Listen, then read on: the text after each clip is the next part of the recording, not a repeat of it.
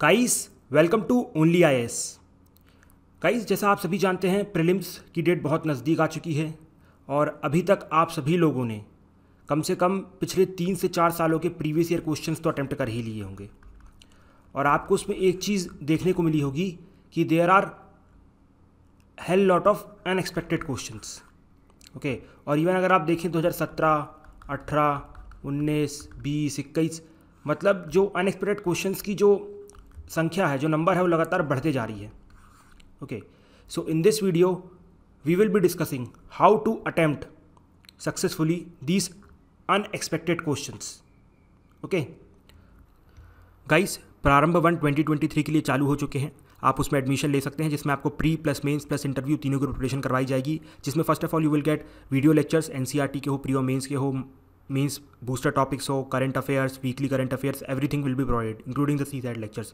इसके साथ ही you will also get test series जिसमें आपको मिलेंगी एनसीईआरटी की टेस्ट सीरीज, प्रीलिम्स की, मेंस की, सीसैट की, sectional test, weekly test, everything will be included. इसके साथ you will also get study material, ठीक है, जिसमें आपको 21 बुक्स डिलीवर की जाएगी आपके डोर स्टेप में। So you can join the course by going to the link video.onlyas.in। चलो वापस आते हैं अपने इस टॉपिक पे। टॉपिक क्या था हमारा? How to attempt unexpected questions in UPSC prelims. So क्या मैं इस क्वेश्चन को थोड़ा सा बदल सकता हूँ? क्या मैं इस क्वेश्चन को कुछ इस प्रकार से पूछ सकता हूँ कि क्या हमें अनएक्सपेक्टेड क्वेश्चंस अटेम्प्ट करने की ज़रूरत है या नहीं? फिर से क्वेश्चन सुनो, क्या हमें प्रीलिम्स क्वालिफाई करने के लिए अनएक्सपेक्टेड क्वेश्चंस अटेम्प्ट करने की ज़रूरत है या नहीं? देखो, इसको ना हम यूपीएससी के कट ऑफ से एनालाइज करते हैं। देखो, ये पिछले 4 साल का कट ऑफ है, ठीक है। अगर आप इन कट ऑफ का एवरेज निकालोगे तो it will come between 90 to 100। मतलब in short if you can correct 50 questions, ठीक है, अगर आप 50 क्वेश्चन पूरे सही कर दो, सो आप समझ लो आपका कट ऑफ बहुत ईजिली क्लियर हो गया है, ठीक है। बिकॉज एक चीज़ आपने नोटिस की होगी, जितने भी टॉपर्स होते हैं, ठीक है, उनका क्या फंडा होता है? उनका फंडा होता है कि कट ऑफ से मुश्किल से 5 से 10 मार्क्स ऊपर लाए जाएं। बाकी बिल्कुल 180, 190 ये सब नहीं करना है, बस कट ऑफ से 5 से 10 मार्क्स ऊपर ला जाएं। तो अगर यहाँ पर आप भी 50 क्वेश्चंस करेक्टली अटेम्प्ट कर देते हैं, सो मोर और लेस आप एग्जाम को कंफर्टेबल पोजीशन में क्वालिफाई करेंगे। अब ऐसा नहीं है कि मान लीजिए कट ऑफ जा रहा है 92 एंड यू आर थिंकिंग भाई मेरे को तो 93 आ रहा है, 94 आ रहे हैं, तो ये बहुत बेकार सिचुएशन है। अप्रॉक्सीमेटली 5 से 10 मार्क्स ऊपर होने चाहिए कट ऑफ से, अगर आप comfortably without any tension mains prepare करना चाहते हैं तो, ठीक है। वैसे भी मेंस तो प्रिपेयर करना ही पड़ेगा, कुछ भी हो, प्रीलिम्स हो या ना हो, ठीक है। एटलीस्ट 1 महीने तो लोग प्रिपेयर कर ही लेते हैं, फाइन। सो कट ऑफ क्या जा रहा है? एवरेज 90 से 100 के बीच का कट ऑफ जा रहा है। ओके, अब अगर आपने यूपीएससी का क्वेश्चन एनालाइज किया हो पिछले 4 से 5 साल का, तो आपने ये भी देखा होगा कि लगभग इसी मात्रा में इजी टाइप क्वेश्चंस आ रहे हैं, ठीक है। इजी टाइप क्वेश्चंस क्या होते हैं?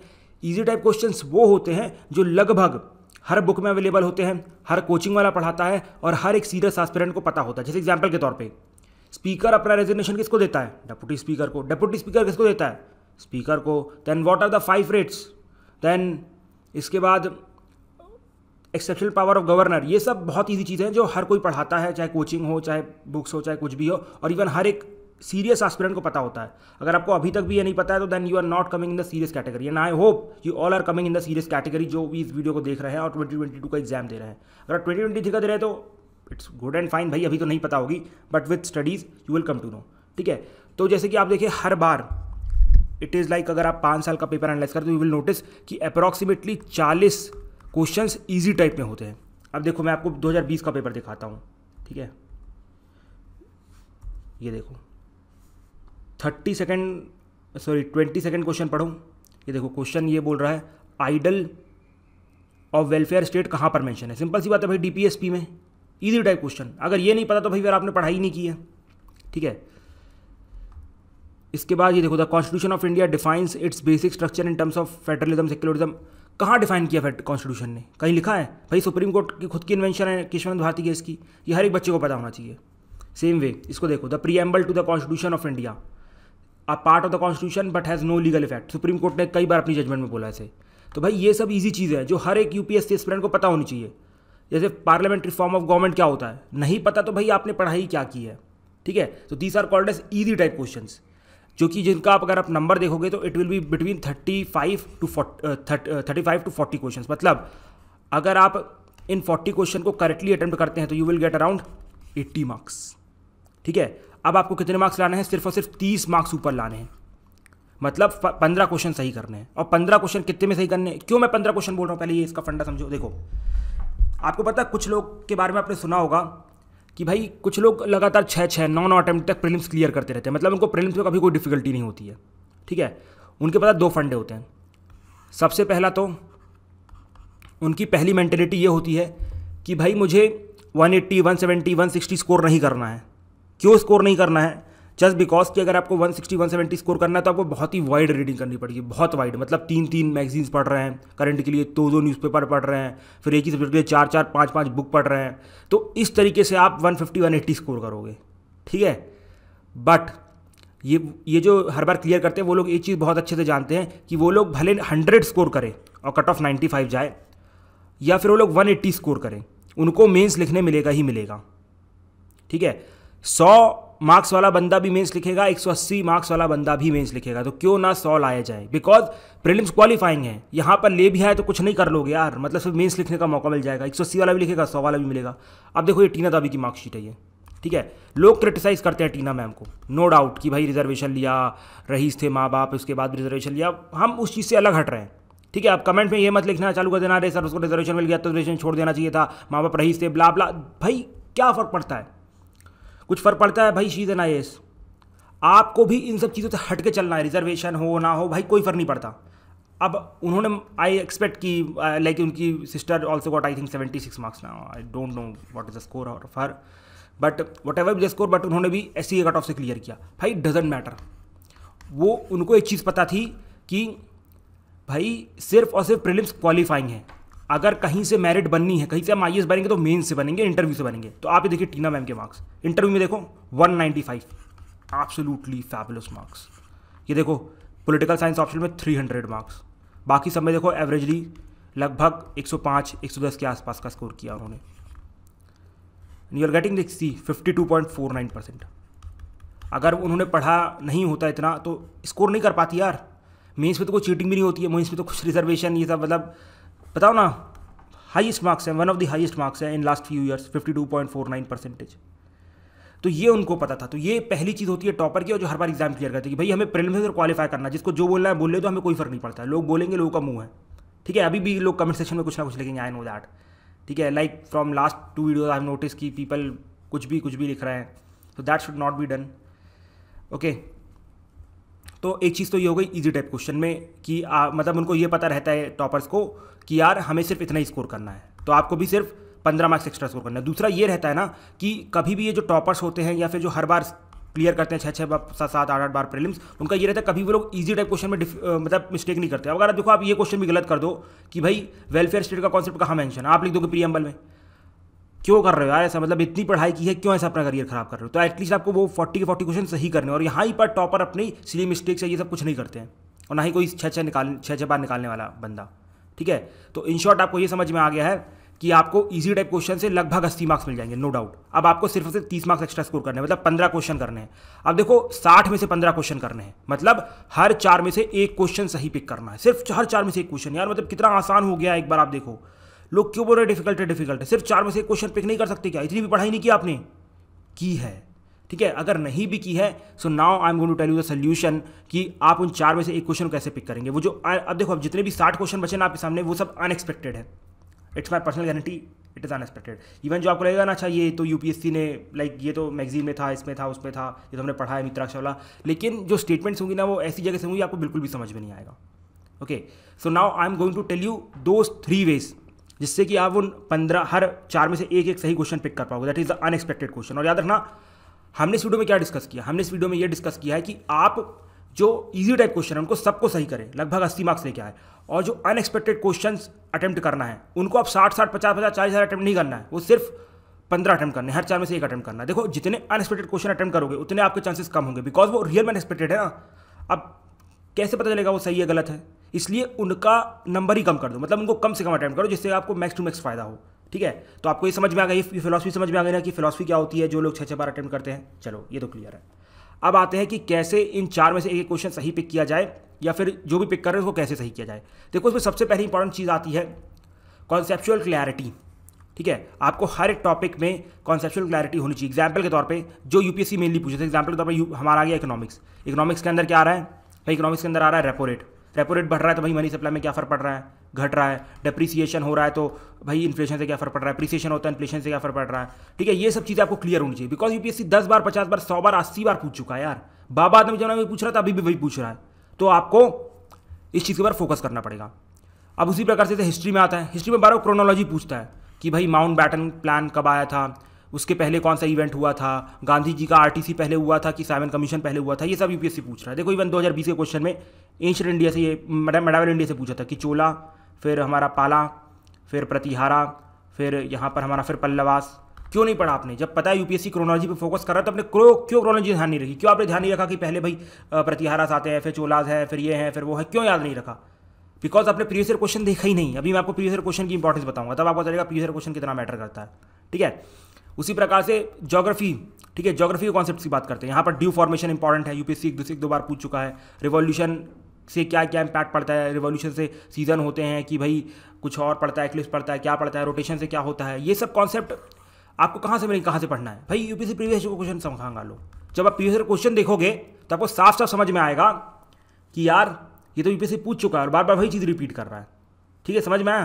तो कॉन्सेप्चुअल क्लैरिटी होनी चाहिए। अगर कॉन्सेप्चुअल क्लैरिटी होगी, यूपीएससी कैसा भी क्वेश्चन डाल दे यार आपसे बन जाएगा, ठीक है। जैसे एग्जाम्पल के तौर में आपको एक एग्जाम्पल देता हूँ कि हमने देखा कि जो जीएसटी है वो पेट्रो प्रोडक्ट्स पे नहीं लगता है, ठीक है, या फिर आप मान लो कि इलेक्ट्रिसिटी पे नहीं लगता है, ठीक है। अब यूपीएससी उससे कुछ इसे अलग स्टेटमेंट बना देगा, ये नहीं बोलेगा कि विच ऑफ द फॉलोइंग में भाई जीएसटी नहीं लगता है, उसी जगह यूपीएससी बोलेगा विच ऑफ द फॉलोइंग में जीएसटी नहीं लगता, उसमें से एक अप्लायंस डाल देगा। मतलब मान लो ट्यूबलाइट डाल दी। अब सिंपल सी बात है, इलेक्ट्रिसिटी के अंदर आते हो इसको हटा सकते हैं, मतलब अगर आप सर्विसेज चार्ज बोले तो।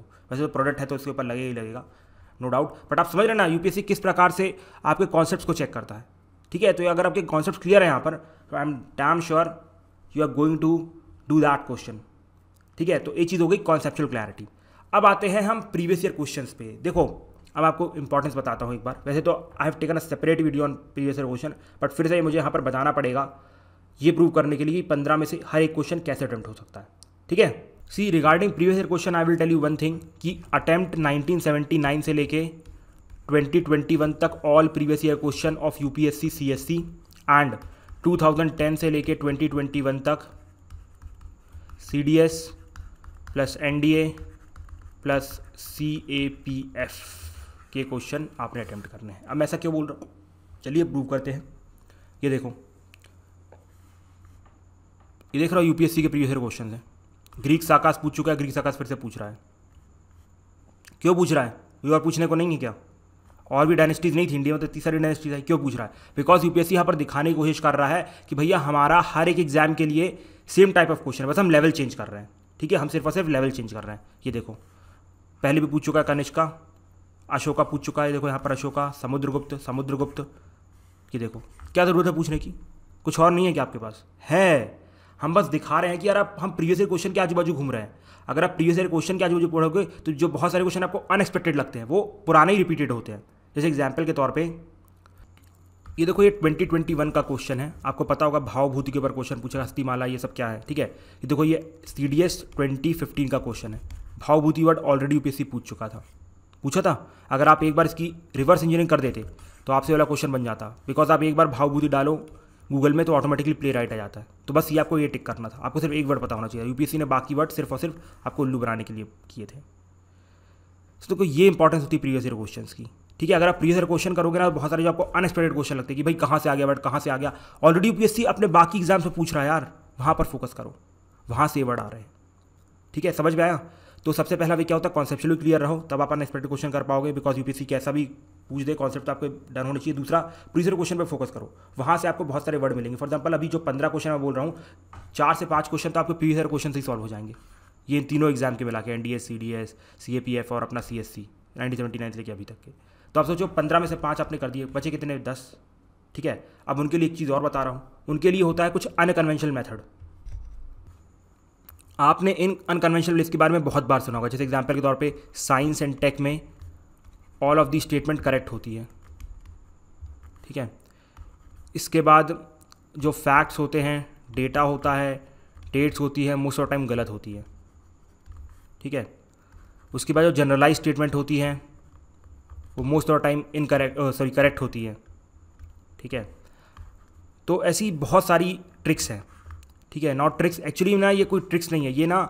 एक्चुअली अगर आप 1979 से लेकर अभी तक के पेपर एनालाइज करोगे ना, तो आप नोटिस करोगे कि हाँ मोस्ट ऑफ टाइम ये हो रहा है कि हर बार फैक्ट स्टेटमेंट ये सब यूपीएससी गलत कर रहा है। पता है इसका एक लॉजिक भी है, आप एक बार ध्यान से सुनना कि देखो जब कोई भी एग्जामिनर क्वेश्चन फ्रेम कर रहा है या कुछ भी स्टेटमेंट फ्रेम कर रहा है, जैसे मान लो कि वहाँ पर लिखा हुआ है कि मतलब कि अकबर ने बुलंद दरवाज़ा बनवाया था, ये स्टेटमेंट है मान लो लिखा हुआ है, ठीक है। तो अब यूपीएससी चाहता है कि थोड़ा सा इसमें चेंजेस किए जाए, तो यूपीएससी वहाँ पर लिख देगा जहांगीर ने बुलंद दरवाज़ा बनवाया था। तो उसको वो चेंज करना बहुत आसान है यार, बल्कि आप सोचो कॉन्सेप्ट को बदलना कितना मुश्किल होगा, लेकिन फैक्ट को बदलना बहुत आसान होता है। इसलिए हर बार फैक्ट्स गलत हो रहे हैं, मोस्ट ऑफ टाइम फैक्ट गलत हो रहे हैं, यही की रीज़न है। डेट का एग्जाम्पल है कि भाई 1526 में मान लो कि लाइक मुगल्स कैप्चर्ड इंडिया, ऐसा ऐसा कुछ मान लो स्टेटमेंट है, तो वो बहुत आराम से आप बदल सकते हैं कि it was 1312।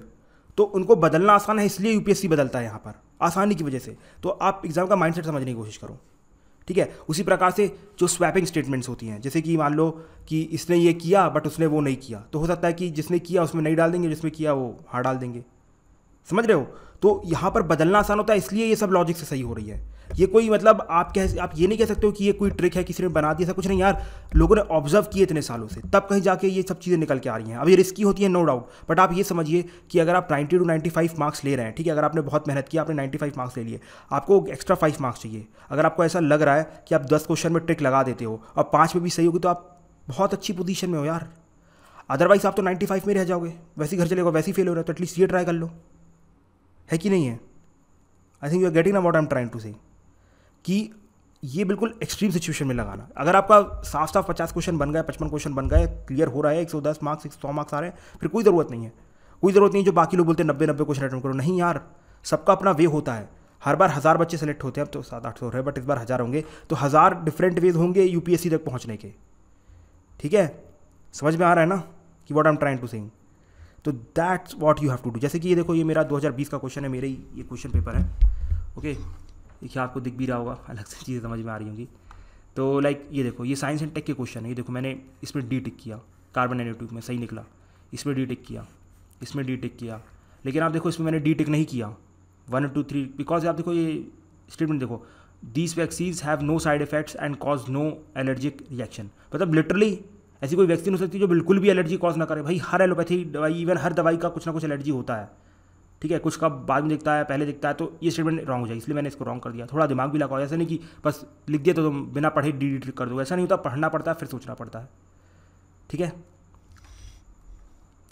So this is how you can attempt those unexpected question. तो like my that is very simple कि you just have to do one thing, कि भाई सबसे पहली बात तो जितने कम अनएक्सपेक्टेड क्वेश्चन सॉल्व करना पड़े उतना आप प्रॉफिट में होगे, बिकॉज जितने अनएक्सपेक्टेड करोगे ना उतने आपके चांसेस कम होंगे सेलेक्ट होने के। तो आप ट्राई करो कि वो 40 क्वेश्चन तो भाई बिल्कुल भी सही हो। अब वो कैसे सही हो सकता है, गिन के, मतलब आपको पता है सिर्फ 5 से 6 बुक पढ़नी है। सबसे पहले तो अपनी स्पेक्ट्रम पढ़ लेना है, लक्ष्मीकांत पढ़ लेना है। इन्वायरमेंट के लिए आपने जो भी पढ़ा हो, लाइक शंकर IAS जो भी बुक है, लाइक जो भी कहीं से आपको मिल गया वो पढ़ लेना। उसके बाद like ancient medieval art and culture के लिए फाइन आर्ट्स की बुक है, और हमारे like you will find Tamil Nadu की बुक, ठीक है, that you will find, okay. ये हिस्ट्री हो गया हमारा, पॉलिटी हो गया, ज्योग्राफी के लिए 11-12 पढ़ लेना। बस इसके इकोनॉमिक्स के लिए कोई भी लाइक किसी भी कोचिंग का नोट्स भी उठा लो 150-200 पेज का, या फिर जो श्री राम चलती है उसको भी उठा लो, कोई इशू नहीं है, ठीक है। सो यहाँ पर आप देखिए, यहाँ पर यू आर डन, ठीक है। यहाँ पर आपका स्टैटिक क्लियर हो गया, यहीं से 40 क्वेश्चन फंसेंगे। इसके बाद बाकी के 60 क्वेश्चन के लिए मैंने आपको वेज बता दिए, लेकिन इसके लिए थोड़ी बहुत नॉलेज चाहिए। तो इसके लिए जस्ट आप किसी भी कोचिंग का करंट अफेयर्स का मैगजीन उठा लो, एक्सेल का कंपाइलेशन, कोई भी कोचिंग हो सकती है यार, बड़ी छोटी, हमारी भी हो सकती है, उड़ान प्लस है, ओके। तो आप कुछ भी उठा लो, 500 दिन के करंट अफेयर्स हमने कवर किए हैं। सो एक बार आप उनको कंप्लीट कर लो, उसके बाद मॉक्स लगा लो, सिर्फ फुल लेंथ टेस्ट लगाना है और प्रीवियस ईयर क्वेश्चन सॉल्व कर लो, बस इतना करके चले जाओ। तो आपके वो 40 से 45 क्वेश्चन गारंटी है कि वो गलत नहीं होंगे, अगर आप अच्छा फोकस करोगे। इसके बाद हर 15 में से आपको एक क्वेश्चन, मतलब हर 4 में से एक क्वेश्चन अटेम्प्ट करना है यार। अब इतनी नॉलेज होगी तो कर ही पाओगे, इतनी ट्रिक्स बताई, ये बताया वो बताया। और इवन जब आप ये अनकन्वेंशनल वेज, पता है लाइक मुझे सारे बताने की जरूरत भी नहीं, टोटल लाइक 15 हम लोगों ने निकाले हैं। बट अगर आप खुद सॉल्व करोगे ना, आप खुद ये अनकन्वेंशनल वेज अपने नए भी निकाल लोगे, ठीक है। उसके बाद बहुत सारे यूट्यूब में चैनल है, for example Manish Kumar sir, he is an IAS all India rank 62 2018 batch का है, ओके। उनका एक चैनल है हार्ड वर्किंग ह्यूमन, वहाँ पर यू विल फाइंड कि भाई उन्होंने वैसे ट्रिक्स पूरी बता के रखी है, ट्रिक्स से क्वेश्चन सॉल्व करके रखे हैं। और इवन अपनी वीडियो चालू करने से पहले चीज़ ज़रूर बोलते हैं कि भाई जिनको भरोसा नहीं ट्रिक्स पर वो मत देखो, उनका टाइम वेस्ट होगा। तो that's what I am telling यार। अगर आपको लग रहा है कि नहीं दे कैन नॉट वर्क तो देयर इज़ नो इशू। और आपको बता दूँ क्वेश्चन अनएक्सपेक्टेड है ना, तो आपको वे भी अनएक्सपेक्टेड ही रखना पड़ेगा, आप वही अपना सिंपल वे से नहीं कर पाओगे। और मोरलेस अगर आपकी देखो कॉन्सेप्चुअल क्लैरिटी है, प्रीवियस क्वेश्चन पूरे डन है, तो आई एम डैम श्योर आप 60 क्वेश्चन बहुत आराम से सॉल्व कर पाओगे, 120 स्कोर कर पाओगे। मैं तो 110 बोल रहा हूँ, आप 120 बहुत ईजिली स्कोर कर पाओगे। So this is how you have to attempt the paper, और this is how you have to handle the unexpected questions. ठीक है, आई नो काफ़ी लोगों को कुछ मेथड्स अच्छे नहीं लगे होंगे, क्रिटिसिज्म होगा, दैट इज़ ऑलवेज वेलकम। ठीक है, but just think once and इसके बाद एक्ट करिए आप। ओके, आई होप आपको आई थिंक कुछ अच्छा नया सीखने को मिलेगा उस वीडियो में। सो with this, I conclude today's video. Now we are going to meet in the next video with some more stuff. Till that time, thank you and have a nice day and Jai Hind.